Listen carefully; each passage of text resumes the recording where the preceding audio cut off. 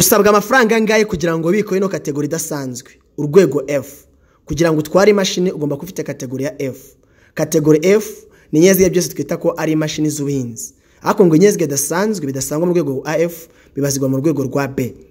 Ikindi amafaranga usabwa kugira ngo ubone ino kategori nangaye. Reka dukore budget kugira ngo abike ku ikofe cyangwa se ashyire munsi y'umusego uza amafaranga usaba ku kategori. Icyambe no kategori iroroha cyane nagihenda. Ikindi nta n'ubwirya n'umwanya munini. Rwose yifuza ikategori n'ama nakugira kugira ngo saving provisoire yawe. Cyane ko provisoire sigaye irangira buri myaka 2 birangiye direct yose kuvutsinze provisoire ukitsindira ko kanya itangira kubara umwaka wa mbere. Iyo umwaka ushize wongeraho wa kabiri yirangiye 2 utusubira mu ishuri kigamatiye kumanda ubarayibagiwe. Twigendere kuri budget ya kategori ya F. Kategori F kuyitsindira cyangwa se kugira ngo uyibike ku ikofi yawe usabwa amafaranga angahe. Nk'ibisanzwe ugomba kufite uruhushya rw'agateganyo provisoire. Provisoire rero bayigira nibura cyangwa se provisoire wemere kuyiga hagati y'icyumweru kimwe cyangwa se 2 cyangwa 3 cyangwa se ukwezi bitewe nuko ufata. Ariko provisoire kuyiga neza wishyura amafaranga 50 byose bakayabirimo. Harimo kwidekarara kuyihabwa, harimo kwandikisha kuri polisi ukajya gukora n'ikizamini. 50 byose provisoire ubwo niyo usabwa. Provisoire tuvuye tugiye guhita dufata no kwiga iyi mashini. Iyi mashini yigwa iminsi 7. Yishyurwa amafaranga 120 niyo wishyura nibura mu gihe cy'iminsi 7.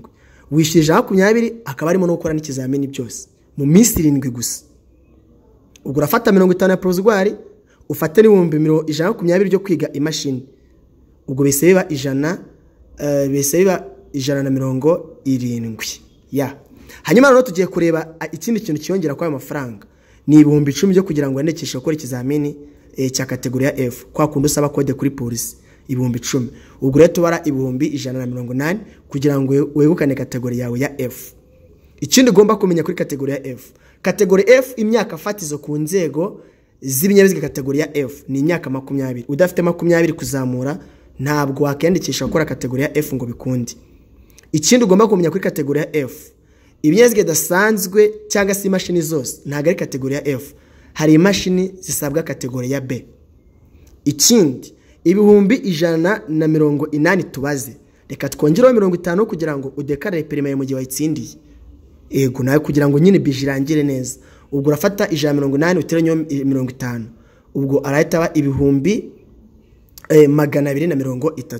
230 nibyo usabwa kugira ngo wegukane kategori yawe ya F. Tubaze byose guhera kuri provisoire kugera kuri perime yawe ya F.